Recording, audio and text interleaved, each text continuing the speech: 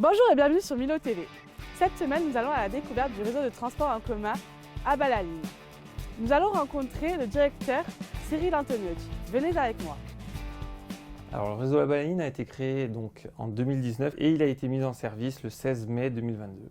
Il y a 11 lignes, 5 lignes qui sont quotidiennes, régulières, et on a 6 lignes à la demande. Pour le moment, c'est une volonté politique de mettre les réseaux le temps de l'expérimentation donc gratuit. À terme, suivant la volonté toujours politique, nous les passerons soit payants, soit on les laissera gratuits à long terme. Nous allons maintenant voyager sur le réseau de transport en commun à Bas-la-Ligne. Nous allons rencontrer les chauffeurs et leurs usagers.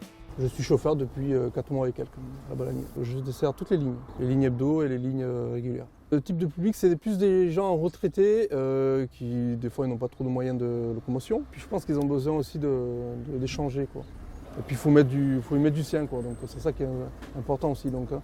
Ils ont besoin de ça, un peu de chaleur humaine.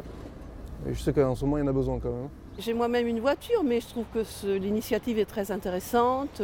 En plus, ça permet aussi aux gens du village de se rapprocher un petit peu.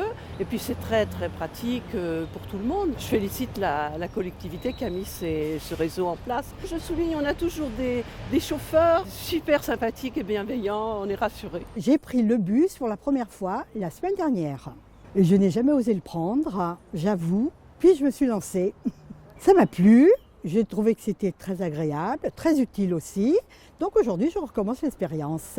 Chauffeur de bus depuis le lancement de la régie à Bas-la-Ligne qui a commencé au mois de mai 2022. Donc ça va bientôt faire un an.